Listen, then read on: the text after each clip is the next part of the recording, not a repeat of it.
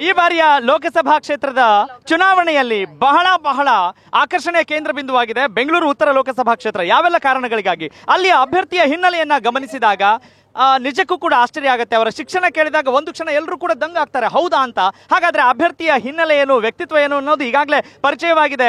ಯಾವುದೇ ಕ್ಷೇತ್ರದಲ್ಲೂ ಹೋದ್ರೂ ಕೂಡ ಈಗಾಗಲೇ ಪ್ರೊಫೆಸರ್ ಎಂ ವಿ ರಾಜೀವ್ ಗೌಡ್ರು ನಾನ್ರಿ ನಿಮ್ಮ ಕ್ಷೇತ್ರದ ಕ್ಯಾಂಡಿಡೇಟ್ ಅಂತ ಹೇಳ್ತಾ ಇದ್ದಾರೆ. ಹಾಗಾದ್ರೆ ಯಾವ ರೀತಿ ರೆಸ್ಪಾನ್ಸ್ ಸಿಗ್ತಾ ಇದೆ ಕೇಳೋಣ. ಒಂದು ಸ್ವಾತಂತ್ರ್ಯ ಹೋರಾಟದ ಹಿನ್ನೆಲೆ ಆಗಿರಬಹುದು ಮತ್ತು ರಾಜಕೀಯದ ಹಿನ್ನೆಲೆ ಆಗಿರಬಹುದು, ಒಂದು ಪ್ರಾಜ್ಞರಾಗಿ ಕಂಗೊಳಿಸ್ತಾ ಇರುವಂತಹ ರಾಜೀವ್ ಗೌಡ್ರ ಮಾತೇನೆ ಅನ್ನೋದ್ರ ಕೇಳೋಣ. ಸರ್ ನಮಸ್ಕಾರ, ನಾಮಪತ್ರ ಸಲ್ಲಿಕೆಗೆ ಮುಂದಾಗ್ತಾ ಇದ್ದೀರಿ. How excited you are? ಎಷ್ಟು ಉತ್ಸಾಹದಲ್ಲಿದ್ದೀರಿ? Super excited. ಯಾಕೆಂತಂದ್ರೆ ನಾವು RCB ಮ್ಯಾಚ್ ಮುಂಚೆ ನಾವು ಹೇಗೆ ಎಕ್ಸೈಟ್ಮೆಂಟ್ ನಲ್ಲಿ ತುಂಬಿರ್ತೀವಿ, ಅದೇ ತರ ನಾನು ಈ ಒಂದು ಸ್ಪರ್ಧೆಗೆ ಇಳಿತಾ ಇದ್ದಾಗ ಬಹಳ ಖುಷಿಯಾಗಿ ಬಹಳ ಉತ್ಸಾಹದಿಂದ ಇಳಿತಾ ಇದ್ದೀನಿ. ಕಪ್ ನಮ್ದೇ ಅಂತ ಹೇಳ್ತಾರೆ ಈ ಸಲ ಬೆಂಗಳೂರು ನಾರ್ತ್ ಕಪ್ ನಮ್ದೇ, ಬೆಂಗಳೂರು ದಕ್ಷಿಣ ಕಪ್ ನಮ್ದೇ, ಬೆಂಗಳೂರು ಕೇಂದ್ರ ಕಪ್ ನಮ್ದೇ, ಕರ್ನಾಟಕದಲ್ಲಿ ಇರೋ ಎಲ್ಲ ಸೀಟ್ ಕಪ್ ನಮ್ದೇ, ನಮ್ಮ ದೇಶದ ಪಾರ್ಲಿಮೆಂಟ್ ಕಪ್ಪು ನಮ್ಮದೇ. ರಾಜ್ಯಶಾಸ್ತ್ರದಲ್ಲಾಗಿರ್ಬೋದು, ಅರ್ಥಶಾಸ್ತ್ರದಲ್ಲಿರ್ಬೋದು, ರಾಜಕೀಯ ಶಾಸ್ತ್ರದಲ್ಲಿ ನೀವು ಅಪಾರವಾದಂತ ಪಾಂಡಿತ್ಯವನ್ನು ಹೊಂದಿದ್ದೀರಿ. ಇದು ನಿಮ್ಮ ರಾಜಕೀಯ ಜೀವನದಲ್ಲಿ ಎಷ್ಟರ ಮಟ್ಟಿಗೆ ಸಫಲವಾಗುತ್ತೆ? ಯಾಕಂತ ಹೇಳಿದ್ರೆ ಸಜ್ಜನ ರಾಜಕಾರಣಿಗಳಿಗೆ ಪ್ರಸ್ತುತ ರಾಜಕಾರಣ ಒಂದು ರೀತಿ ಕಬ್ಬಿಣದ ಕಡಲೆ ಅನ್ನೋ ವಾತಾವರಣ ಇರುವಾಗ, how do you face this? Not difficult at all. It takes determination, it takes commitment, it takes, sticking to principles and courage to fight. And ಅದಕ್ಕೋಸ್ಕರನೇ ನೀವೇನೇನೋ ಹೇಳ್ತಾ ಇದ್ದೀರಾ ರಾಜಕೀಯದ ಬಗ್ಗೆ. ಸಾರಿ, ಏನೇನೋ ಹೇಳ್ತಾ ಇಲ್ಲ ಹೇಳಿದ್ರೆ ಈ ತರ ಆಗೋಗಿದೆ, ಸಜ್ಜನ ರಾಜಕಾರಣಗಳಿಗೆ ಅವಕಾಶ ಇಲ್ಲ ಅಂತ. ಅದೇ ಹೇಳ್ತಾ ಇದ್ದೀನಿ. ನಾವು ನಿಷ್ಠೆಯಿಂದ ಒಂದು ಆದರ್ಶಗಳ ಇಟ್ಕೊಂಡು ಮುಂದೆ ಬಂದಾಗ ಜನರು ಮೆಚ್ತಾರೆ, ಪಕ್ಷದವರು ರಾಜಕಾರಣಿಗಳು ಮೆಚ್ತಾರೆ. ಏಕೆ ಅಂತಂದ್ರೆ ಅಂತ ರಾಜಕಾರಣಿಗಳು ಬೇಕು. ನಮ್ಮ ದೇಶ ಸೇವೆ ಮಾಡಕ್ಕೋಸ್ಕರ ಬಂದಿರೋರು ಬೇಕು, ಆ ಮನೋಭಾವನೆಯಿಂದ ಬಂದಿರೋರು ಬೇಕು. ಯಾರಿಗೆ ತಿಳುವಳಿಕೆ ಇದೆ, ಸಾಮರ್ಥ್ಯ ಇದೆ, ಆಸಕ್ತಿ ಇದೆ, ಸೇವೆದ ಮನೋಭಾವನೆ ಇದೆ, ಅಂತವರೇ ಬೇಕಲ್ಲ ಸ್ವಾಮಿ. ಜನರು ಅದನ್ನೇ ಹೋಲುತ್ತಾ ಇರೋದು. ನಾವು ಅಂತವ್ರು ಅಂತ ಅನ್ಕೊಂಡು ಮುಂದೆ ಬಂದಿದ್ದೀವಿ. ಎಲ್ಲಿ ಹೋದ್ರು ಜನ ಅದೇ ತರ ಪ್ರತಿಕ್ರಿಯೆ ಕೊಡ್ತಾ ಇದ್ದಾರೆ. ನಾವು ಕಾಯ್ತಾ ಇದ್ವು ನಿಮ್ಮಂತವ್ರಿಗೆ ಅಂತ ಇದ್ದಾರೆ. ನಾನು ಸಾರಿ ಸ್ವಲ್ಪ ಲೇಟ್ ಆಗಿ ಬಂದಿದ್ದೀನಿ ಅಂತ ಹೇಳ್ತೀನಿ. ರಾಜ್ಯಸಭಾ ಸದಸ್ಯರಾಗಿದ್ದಂಥವ್ರು ಈಗ ಈ ಸಾರ್ವತ್ರಿಕ ಚುನಾವಣೆಗಳಲ್ಲಿ ಭಾಗವಹಿಸೋದನ್ನ ನೋಡಿದಾಗ ಎಷ್ಟು ವ್ಯತ್ಯಾಸ ಅನ್ಸುತ್ತೆ, ಅಥವಾ ಏನಾದ್ರೂ ಸವಾಲುಗಳು ಅನ್ನಿಸ್ತವ ತಮಗೆ? ರಾಜ್ಯಸಭಾದಲ್ಲಿ ನಮಗೆ ಸುಲಭ ಜೀವನ, ಈ ತರ ಜನರ ಮಧ್ಯದಲ್ಲಿ ಹೋಗೋ ನೆಸೆಸಿಟಿ ಇಲ್ಲ. ಹೋಗ್ತಾ ಇದ್ವು, ಪಾರ್ಟಿಗೋಸ್ಕರ ಕೆಲಸ ಮಾಡ್ತಾ ಇದ್ವು, ಏನೇನೋ.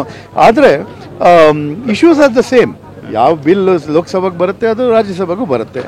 ನಮಗೆ ಆಗಲೇ ಅಲ್ಲಿ ಒಳ್ಳೆ ಥರ ಭಾಗವಹಿಸಿ ನಮಗೆ ನೀವು ಪ್ರಧಾನಮಂತ್ರಿ ನಾವು ಕೇಳಿ, ಪ್ರೊಫೆಸರ್ ರಾಜೀವ್ ಗೌಡ್ರ ಬಗ್ಗೆ ನೀವೇನು ಹೇಳ್ತೀರಾ, ಅವ್ರ ಟ್ರ್ಯಾಕ್ ರೆಕಾರ್ಡ್ ಬಗ್ಗೆ, ಅವ್ರ ಭಾಷಣಗಳ ಬಗ್ಗೆ ಏನು ಹೇಳ್ತೀರಾ ಅಂತ ನಿಮ್ ಕ್ಲಿಪ್ಪಿಂಗ್ ಕಳಿಸ್ತೀನಿ.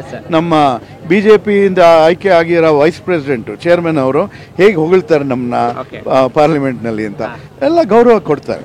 ಓಕೆ, ಸೊ ಏನಕ್ಕೆ ಗೌರವ ಕೊಡ್ತಾರೆ? ನಾವು ಕನ್ಸ್ಟ್ರಕ್ಟಿವ್ ಆಗಿ ಕ್ರಿಟಿಸೈಸ್ ಮಾಡ್ತೀವಿ. ಏನೇನೋ ಒಂದ್ಸತಿ ಒಂದು ಬಿಲ್ ನ ಚೇಂಜ್ ಮಾಡಿದ್ರು ನನ್ನ ಭಾಷಣ ಆದ್ಮೇಲೆ. ಓಕೆ, ಅದು ಸಾಧಾರಣ ಕೆಲಸ ಅಲ್ಲ. ನಿಮ್ಮ ಕ್ಷೇತ್ರದ ಜನತೆಗೆ ಯಾವ ವಿಚಾರವನ್ನ ತೆಗೆದುಕೊಂಡು ಹೋಗ್ತಾ ಇದ್ದೀರಿ? ಭಾರತೀಯ ಜನತಾ ಪಕ್ಷದ ಯಾವ ವೈಫಲ್ಯಗಳನ್ನ ನೀವು ಈ ಬಾರಿ ಪ್ರಬಲ ಅಸ್ತ್ರವನ್ನಾಗಿ ಮಾಡ್ಕೊಂಡಿದ್ದೀರಿ? ಒಂದು ಲೆವೆಲ್ನಲ್ಲಿ ನಾವು ಜನರ ಸಮಸ್ಯೆಗಳ ಬಗ್ಗೆ, ನಗರದ ಸಮಸ್ಯೆಗಳ ಬಗ್ಗೆ ಕೆಲಸ ಮಾಡಬೇಕು. ಇವಾಗ ನಿರುದ್ಯೋಗ ಇರ್ಬೋದು, ಇಲ್ದಿದ್ರೆ ಬೆಂಗಳೂರಿನಲ್ಲಿ ಟ್ರಾಫಿಕ್ ಪ್ರಾಬ್ಲಮ್ಸ್ ಇರ್ಬೋದು, ನೀರಿನ ಸಮಸ್ಯೆ ಇರ್ಬೋದು, ಇದ್ರ ಬಗ್ಗೆ ಎಲ್ಲ ರೈಟ್ ವೇ ಕೆಲಸಗಳು ಮಾಡೋಕ್ಕೆ ಶುರು ಮಾಡ್ತಾ ಇದ್ದೀವಿ. ಅದರ ಮೇಲೆ ಇವಾಗ ನ್ಯಾಷನಲ್ ಲೆವೆಲ್ನಲ್ಲಿ ಏನಾದರೂ ಇಶ್ಯೂಸ್ ಬರುತ್ತೆ, ನಮ್ಮ ರಾಜ್ಯದ ಹಿತದ ಬಗ್ಗೆ ಬೇರೆ ಬೇರೆ ಇಶ್ಯೂಸ್ ಬರುತ್ತೆ. ಇವನ್ನೆಲ್ಲ ನಾವು ಯೋಚನೆ ಮಾಡಿ ನಾವು ಅಲ್ಲಿ ಕೆಲಸ ಮಾಡೋಕ್ಕೆ ರೆಡಿ ಆಗ್ತಾ ಇದ್ದೀವಿ. ಜನ ಅದೇ ನೋಡ್ತಾ ಇದ್ದಾರೆ. ನಮಗೆ ಲೋಕಲ್ ಸಮಸ್ಯೆಗಳನ್ನ ಸಾಲ್ವ್ ಮಾಡೋರು ಬೇಕು, ನಮ್ಮ ಕರ್ನಾಟಕ ರಾಜ್ಯದ ಹಿತ ಕಾಪಾಡೋಂಥವರು ಬೇಕು, ಮತ್ತು ನ್ಯಾಷನಲ್ ಲೆವೆಲ್ನಲ್ಲಿ ಪಬ್ಲಿಕ್ ಪಾಲಿಸಿ ಏನಿದೆ, ಫಾರಿನ್ ಪಾಲಿಸಿ ಏನಿದೆ, ಅದ್ರ ಬಗ್ಗೆ ತಿಳುವಳಿಕೆ ಇರೋರು, ಅದ್ರ ಬಗ್ಗೆ ಮಾತನಾಡೋಕ್ಕೆ ಸಾಮರ್ಥ್ಯ ಇರೋರು ಅಂಥವ್ರು ಬೇಕು. ಅಂಥ ಕ್ಯಾಂಡಿಡೇಟ್ ನಿಮ್ಮ ಮುಂದೆ ಇದ್ದಾರೆ. ನಮ್ಮ ತೆರಿಗೆ ನಮ್ಮ ಹಕ್ಕು ಅನ್ನೋ ವಿಚಾರದಲ್ಲಿ ಕಾಂಗ್ರೆಸ್ ದೊಡ್ಡ ಮಟ್ಟದ ಸದ್ದನ್ನು ಮಾಡಿದೆ. ಅದನ್ನ ತಾವು ಹೇಗೆ ಎಷ್ಟು ಮಟ್ಟಿಗೆ ಪಾಸಿಟಿವ್ ಆಗಿ ಪರಿಣಮಿಸುತ್ತೆ? ತೆರಿಗೆ ಅಲ್ಲ, ನಮಗೆ ಬರ ಪರಿಹಾರ ಬಂದಿಲ್ಲ. ಹಣಕಾಸು ಆಯೋಗ ಏನು ಒಂದು ಆದೇಶ ಕೊಟ್ಟಿತ್ತು, ಆ 5,000 ಎಷ್ಟೋ ಕೋಟಿ ಬಂದಿಲ್ಲ. ಎಲ್ಲ ಕೂಡ ಹಾಕಿದ್ರೆ ನಮ್ಮ CM ಹೇಳ್ತಾರಲ್ಲ, ಒಂದು 90,000 ಕೋಟಿ ಮೇಲೆ ಬರಬೇಕಾಗಿರೋದು ನಮ್ಮ ಜನಕ್ಕೆ ಬಂದಿಲ್ಲ. ಅದಕ್ಕೋಸ್ಕರ ನಾನು ಒಂದೇ ಒಂದು ಮಾತು ಹೇಳ್ತೀನಿ, ಈ ತರ ನಮ್ಮ ರಾಜ್ಯಕ್ಕೆ ಅನ್ಯಾಯ ಮಾಡಂತ ಒಂದು ಪಕ್ಷ BJP ಪಕ್ಷ, BJP ಸರ್ಕಾರ, ಆ ಪಕ್ಷಕ್ಕೆ ನೀವು ಹೆಂಗೆ ವೋಟ್ ಮಾಡ್ತೀರಾ ಅಂತ ನೀವೇ ಯೋಚನೆ ಮಾಡಿ. BJPಗೆ ನೀವು ವೋಟ್ ಮಾಡಿದ್ರೆ ನೀವು ಕರ್ನಾಟಕ ವಿರೋಧಿ ಅಂತ ಇವಾಗಲೇ ಸ್ಪಷ್ಟವಾಗಿ ಹೇಳ್ತೀನಿ. ಲೇಟ್ ಆಗಿ ರಿಕ್ವೆಸ್ಟ್ ಕಳಿಸಿದ್ದಾರೆ ರಾಜ್ಯ ಸರ್ಕಾರದವರು ಬರ ವಿಚಾರಕ್ಕೆ ಸಂಬಂಧಪಟ್ಟ ಹಾಗೆ ಅನ್ನುವ ಮಾತುಗಳನ್ನ ಅಮಿತ್ ಶಾ ಅವರು ಹೇಳಿದ್ದಾರೆ. ಅದಕ್ಕೆ ಸುಳ್ಳು ಸುಳ್ಳು ಅಮಿತ್ ಶಾ ಅವರು ಸುಳ್ಳು ಹೇಳಿದ್ದಾರೆ. ನಾವು ಮೊನ್ನೆ ನಿರ್ಮಲಾ ಸೀತಾರಾಮನ್ ಅವರು ಏನು ಹೇಳಿದ್ರು, ನಾನು ಈಗ ಹಣಕಾಸು ಆಯೋಗದ ಬಗ್ಗೆ ಹೇಳ್ತೀನಿ.